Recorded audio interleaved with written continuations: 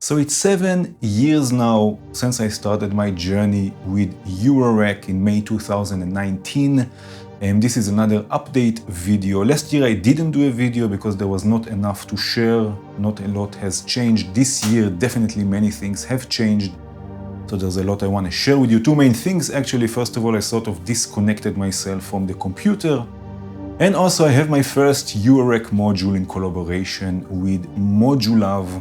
And I will get to the BlueBox module here later on. This module allowed me to disconnect myself from the computer.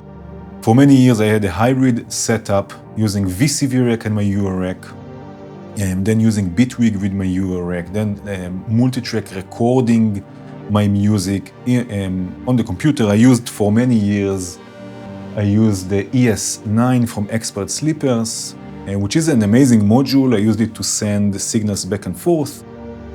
It's also DC coupled. I also could send CV and everything. But again, after a few years, I sort of got tired of it. I definitely had enough with Windows updates and troubleshooting why things don't work. It was just getting too much for me, and it was uninspiring. And also recently, like in the last year or two, I have not so much time for composing, not so much time for patching. Sometimes I have like a half an hour or 20 minutes, and I just want to start patching without turning on the computer, making the updates, or troubleshooting why things don't work, or opening the software and making sure everything is set up. It was again just too much for me. And also my ES9 started to die on me. The headphones output didn't work anymore, so I had to use the main output with headphones. Anyway, it was just getting too much and I wanted a change. And most of all, what I wanted to do is when I want to patch, all I wanted to do is just turn it on and start working. And now this is exactly how it works. All I have to do is this, and that's it. And it's on. I don't have to wait for anything. I don't have to wait for the computer. I don't have to update Windows or whatever. I can just directly start working, save my work, turn it off, and go back to it another day. And actually I want to start with the Pitch Keeper, again, my first Eurorack module in collaboration with Modular. As you can see, I have two of them. At the time I'm making this video, it's still not available for shipping. We are aiming for early summer 2026. But of course, if you're from the future, it might already be available. So take a look at the description. All the details will be there. Now, this module has two main functions. First of all is helping with tuning around the system, if it's with oscillators, when you ping filters, with samplers. And it's also a motion recorder and looper. So let's start with the tuning process. I have here a sequence with Neoni. Right, what I'm going to do, I'm going to mute, it's already going through the Pitch Keeper, I'm going to mute this sequence. Of course, there will be a full video about Pitch Keeper as soon as it's out. Right, so now I mute this sequence. I'm going to take Neoni all the way down in pitch with both the coarse and fine tuning, and then tune it back up with the Pitch Keeper. I don't know if you can see I have here Modest Data as my tuner. I'm going to tune this to, let's say, C2. Right, of course, there is coarse control on Pitch Keeper, but also fine tuning. So I'm going to tune this again to C2. Right, then I'm going to lock it. Right, so now Pitch Keeper is not doing anything anymore. And I unmute the sequence.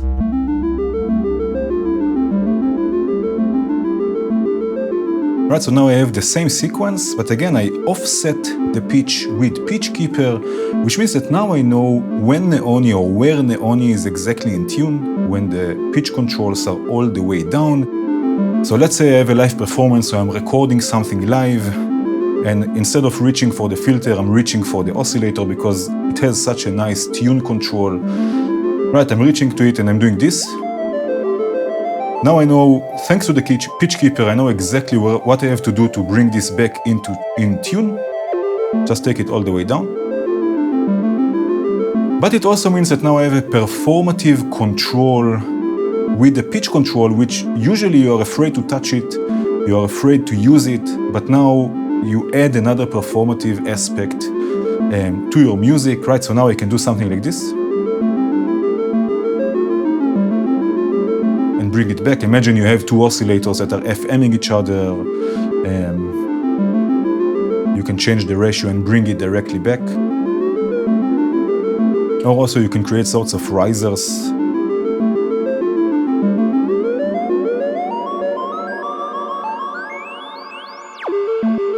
Right, and bring it directly back. So again, this is PitchKeeper. Of course, there will be a full video about it. But this is the tuning aspect of PitchKeeper. Now I want to show you the motion looper. So I have here another module with another channel here. This is of course per channel. Each module has 2 channels. There's a motion looper for each channel with up to 5 minutes of recording. So I have it going to a filter. I can control the filter already with PitchKeeper. Again, this is just sending offset voltage. Right, but now I can start the looping process, start recording the movement, and then to loop it.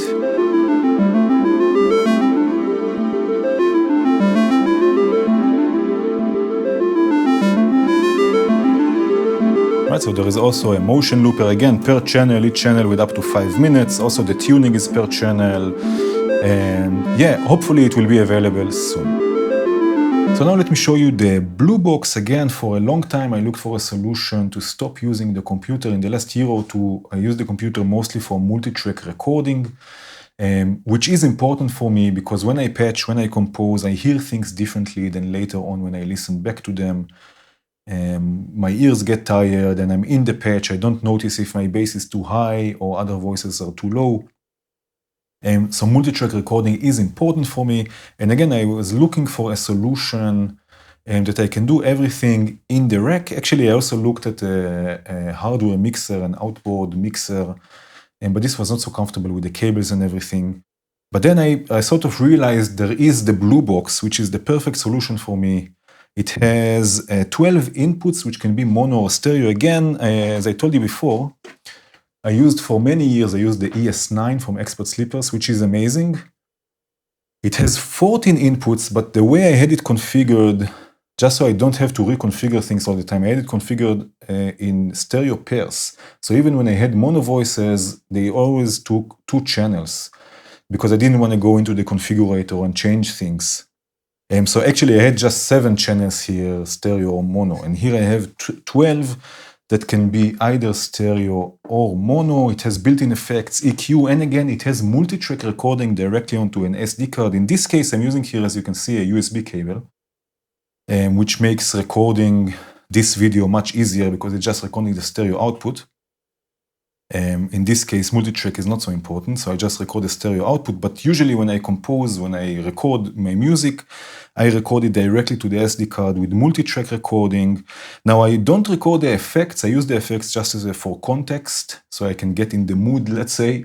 And because later on, again, because I have multi-track recording, I'll then later on add effects in the DAW if it's reverbs, usually just reverbs actually. Yeah, so let me show you how this works. You see here, for example, I have one, I'm sorry it's so dark, I just want you to see the screen. But I have here one input which is mono. Let me play this, right? So now it's just on the left, but really easily, if I go to the track here, I can select which inputs exactly I want to use. So for now, I'm just using input 1, or I will change this to input 1. Right, and now it's mono. Now I can add effects. This is also a touch screen, which is also quite cool. So there's a reverb. Right, there are different reverb types, of course. There's delay. Right, and again like this, I have 12 channels. I can use either mono or stereo, add effects to them if I want. And there are even modulation inputs. There are 6 CV inputs that I can assign to almost anything, I guess. So I can have, for example, really easily panning modulation, right? So I can go to the CV map, assign, then I go to the panning, just touch it, right? Go out of the assign here, right? And now the first input, the first CV input will be panning modulation. You can see this hopefully moving here. Right, maybe I can add more.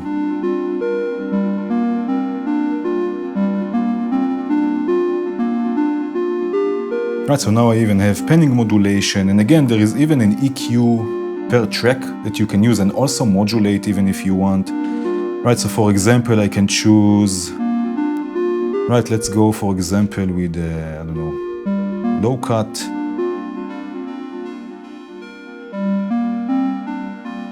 right? I can even play this if I want.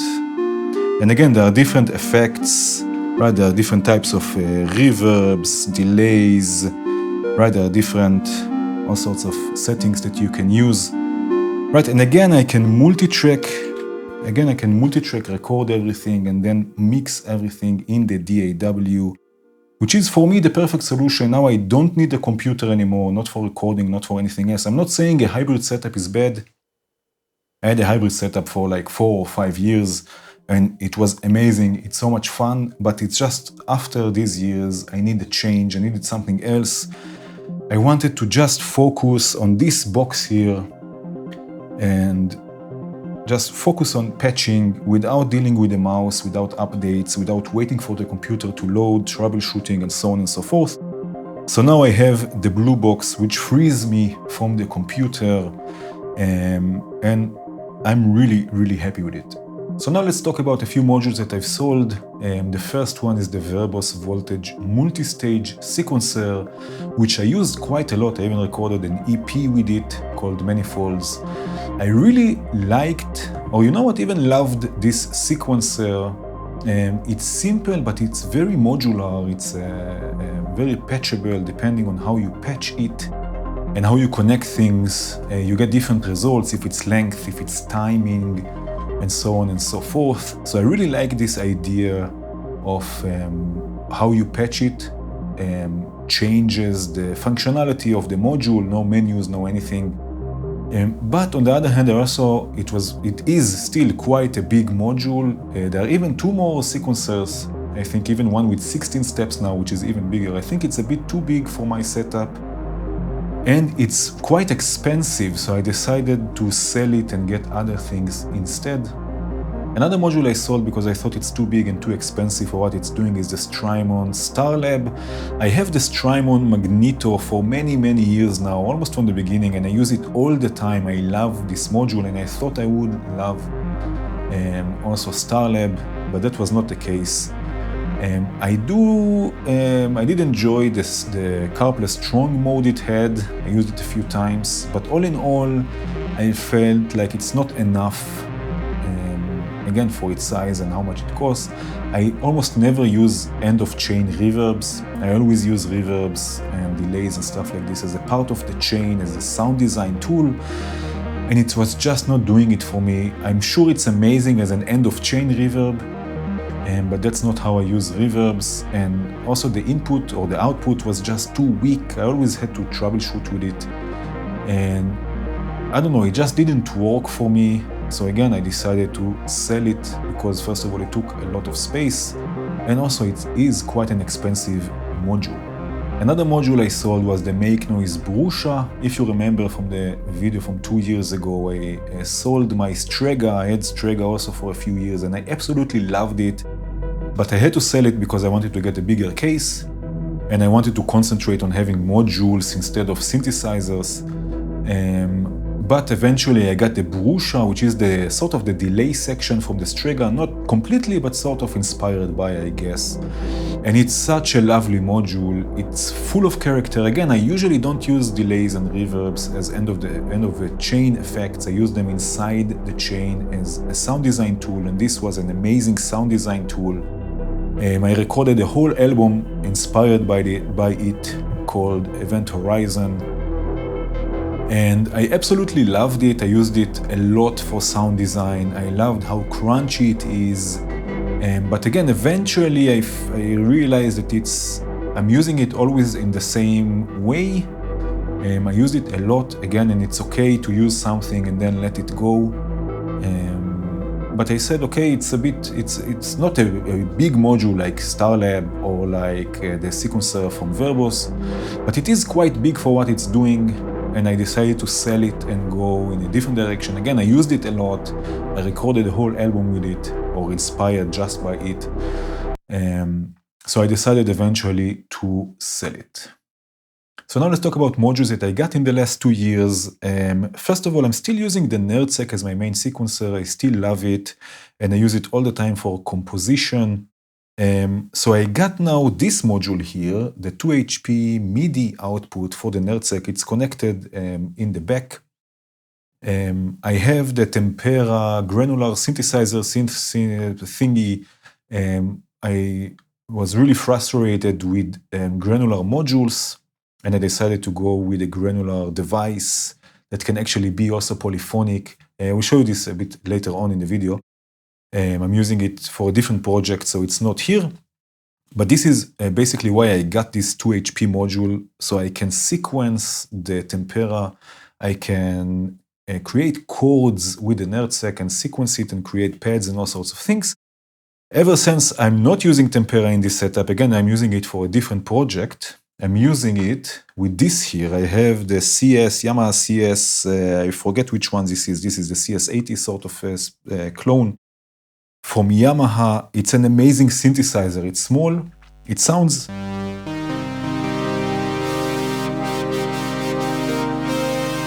really good, and it's polyphonic, so I can sequence it polyphonically with the NerdSec, and this is exactly what I'm doing in many cases. So I will sample it with the Morphogene or with the sample drum, or I will sequence it polyphonically, just like now, with the NerdSec. Right, so I can create chords, chord progressions. It has a filter. Of course, it has also built-in effects like delay.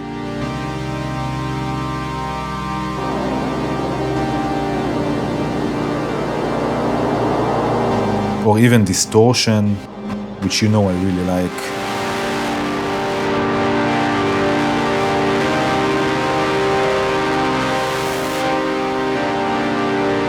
Right, even built-in modulation, like amplitude modulation.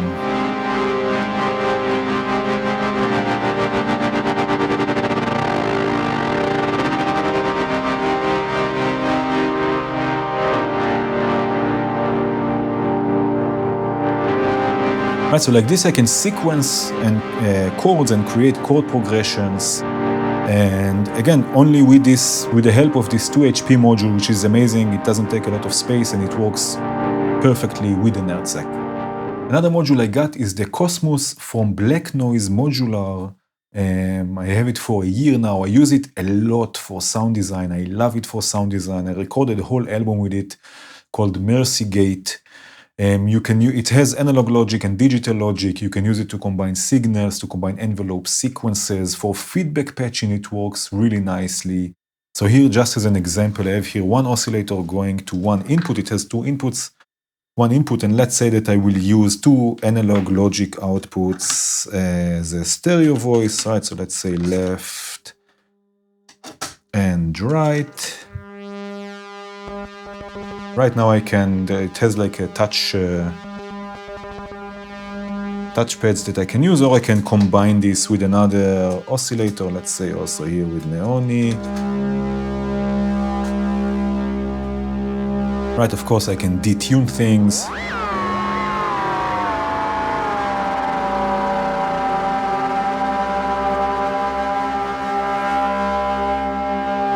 Right, and get really nice tones. Now it has more outputs, it has many outputs actually. So I can use, let's say, a digital output, a digital logic output for audio rate modulation of the filter, let's say. I will use this one. Right. Right, it adds this grit to the sound.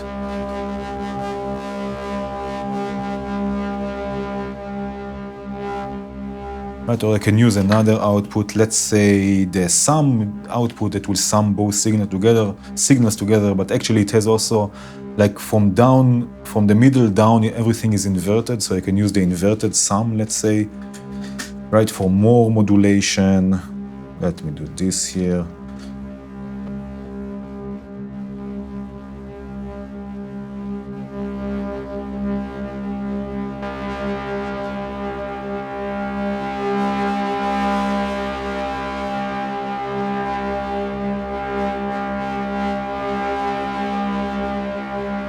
Right, so again, it's a great module for sound design. I absolutely love it. It's gonna stay in the case because I use it a lot. I just combine signals with it. It's really easy just to experiment with it. Again, feedback patching is also quite nice. Another module I got is the 4MS Meta module and the Buttons Expander. This is very interesting since I don't have a hybrid setup anymore. Again, as we've seen before, I got rid of the computer. So this adds lots of functionality. This is basically VCV rack in a module. So I can build patches or create setups or presets, let's say, in VCV rack, and then load them in the meta module and use them with my case. Right here, for example, I have again, I'm sorry it's so dark, I just wanted to see the screen, but I have here a delay, a creative delay, and a creative reverb. Again, I hardly use delays and reverbs as end-of-chain effects. So I can have creative effects here on the meta module. I have here the same chord progression as before. Let's look at the knobs here, right? You can see I have all sorts of knobs mapped. So I start with a delay. Right, this is the delay, 100% wet. You can see it's very crunchy. If you are familiar with VCV Rack, this is the Muse X delay. Right, it has even tap tempo that I can do with the buttons.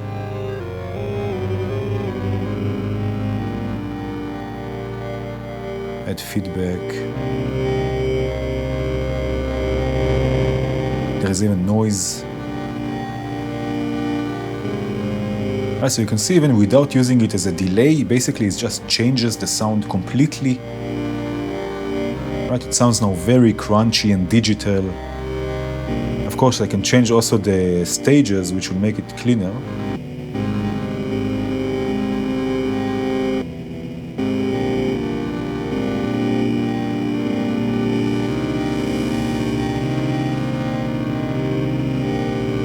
Add even more noise. I don't like clean. Right, but now I can mix it with the original.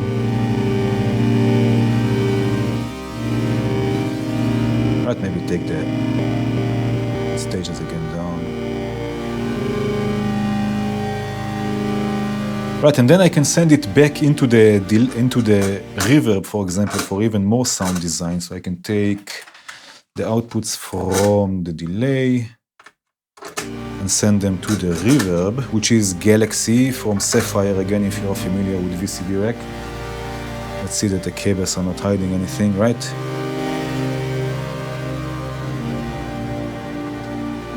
Change the size a bit.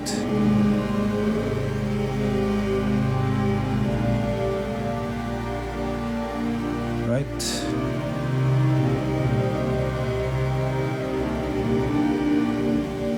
Darker or brighter.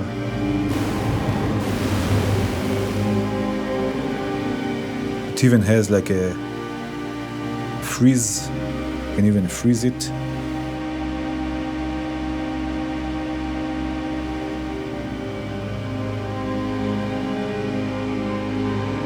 And it has even a clear function, so I can even add rhythms to this.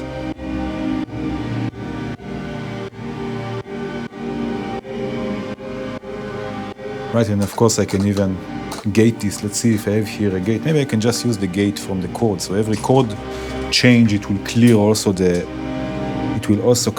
buffer. Let's see if this cable is long enough. And gate 1.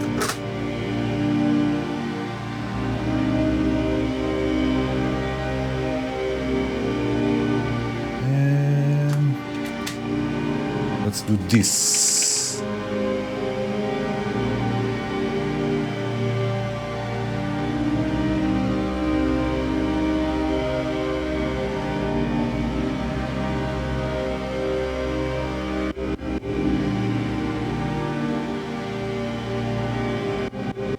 Right?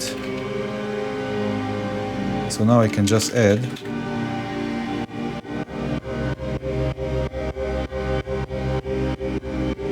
right, I can add rhythms to this chord progression by clearing the buffer.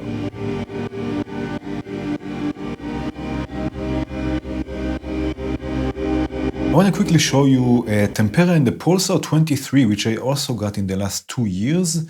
Again, Tempera is a granular synthesizer. I hope you can see this. It's a bit here. It's set up now on my main computer for a different project I'm working on, but it is usually with a modular. That's why I'm showing it. And again, I'm using it with the NerdSec sequencing chords and stuff like this. You have 8 tracks or 8 samples you can load and granulize and play at the same time, and it sounds glorious.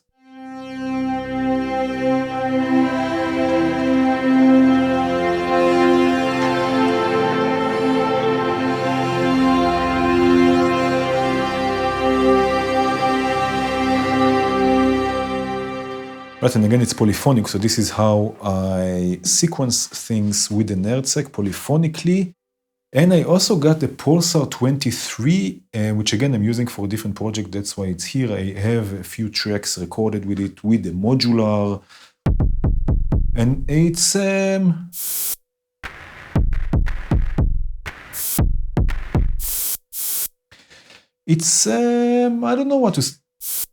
I don't know what to say so much. Let me just do this for a second, just for fun.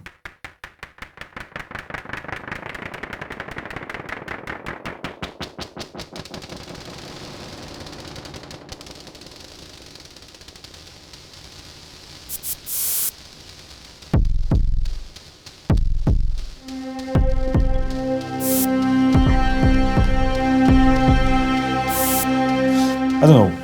The Pulsar 23, what should I say about this? Let's say I would not buy it again. Actually, I tried to sell it a few times, but no one was interested in a fair price. So I keep it for now. I work on a project with it together with the Tempera.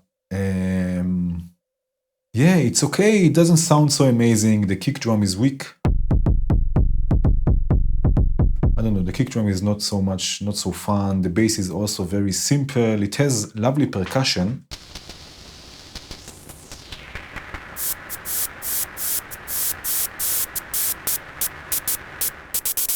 It has the internal looper. It has all sorts of ways to patch things. I'm not a fan of the Gator. Is it called the Gator cable? I'm unsure. Alligator cable or Gator cable. I'm not a fan of them. But it's okay. I'm using it for now. Again, I used it with the Modular a few times. That's why I'm showing it. I got it in the last 2 years. Actually, last year I got it for Superbooth, I believe, if I remember correctly. And the Tempera that I use quite a lot. It's such a lovely synthesizer. By the way, nothing is sponsored. Yeah, I bought 2 of them at full price. No one asks me to make a video or say anything about them. But Tempera is quite amazing. Again, I was frustrated with the Eurorack granular modules, mainly because they were not polyphonic, which is the whole fun of granular, I think, is creating lovely drones and chords and stuff like this. But also here again, it's very flexible. You have 8 samples you can use and granulize in all sorts of different ways. Yeah, so Tempera and the Pulsar 23. I also quickly want to mention a new book that I released just recently, again illustrated beautifully by Pierre. This is the Modular Handbook. It goes through the basics and through the different building blocks of modular or synthesis in the modular environment or synthesis in general. So it's perfect for beginners, but it's also really nice for more advanced users who just want to go through the basics again and get a deeper understanding of things. Again, beautifully illustrated by Pierre, as you can see here, going through the different building blocks like LFOs, like what do we have here, envelopes, oscillators, right, track and hold, sample and hold, low-pass gates, right, so it starts, subtractive synthesis starts with the basics and goes also to more advanced things, amplitude modulation, FM. Also, there are a few ideas you can try directly. Right, so it's available already in the US Perfect Circuit, in the UK Signal Sounds, and in the European Union also Signal Sounds and also Schneidersladen, and it's also available as PDF if you just want a PDF. So I just want to mention this quickly.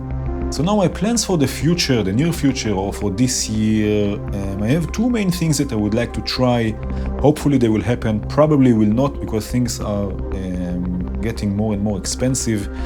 But there are 2 things that I would like to try. First of all, I would like to get a more experimental sequencing setup. So I have the NerdSec, I love it, I'm using it a lot. But the NerdSec is great for when I know what I want and for more deep compositions and chord progressions and stuff like this. It's great for that. I'm gonna keep it, I'm gonna keep using it, but I want something a bit more experimental. So like I mentioned, I had the Verbos multi-stage, which was great because again, you could patch it, and how you patch it, you get different results, but it was too big and too expensive to keep. I have the voltage block, which I will never sell. Unfortunately, it's not available anymore. I would buy another one, but it's not available. And the Octone from the Glasgow Synth Guild, which is also great. But again, I want something, I don't know, a bit more experimental, a bit more hands-on, a bit more patchable, just like the, not just like, but something similar to the multi-stage, but not as big maybe, or maybe a few different parts and stuff like this. So this could be interesting. This is one thing I'm aiming for. Another thing I'm aiming for is more sound design modules. I want to exchange, I have a few mono filters, 1, 2, 3 mono filters. I want to exchange them with stereo filters. I like stereo filters more first of all because I'm using stereo sounds a lot, but also because I like audio rate modulating the width and stuff like this. Sometimes they have interesting features, like on Eon, I don't know if you can see it, Eon here, which has this, how do I call it, this morph control, which is great for modulating and for adding movement. So I would like to exchange my monophonic, or to add, I don't know, I have here also the 7U case, which I have from 7 years ago. This was my first case and it's still working beautifully. So maybe move the mono filters to the 7U and get stereo filters here, or stereo filters here, never mind. This is something I would like to get. Also more delays. I may have the Magneto, which I never use as a delay, but I use all the time for sound design. And I love delay modules, again, for sound design, just like you've seen before on the Meta. I can use also modules on the Meta, which is great, but I also want something more hands-on and creative. I have my eye already on a few modules. I will see how it works out. But just getting a bit more sound designy modules, just for more experimental sounds, more experimenting, having more fun patching. Now that I don't have the computer, I can just turn things on and start patching, which is great. So this is my plan for this year. Again, hopefully it will happen. Probably will not, we will see. And I hope things will change enough. So I have another video next year. Now my focus is on releasing Pitchkeeper, to have it available again in summer 26. But that was it. Thank you for watching. Cheers.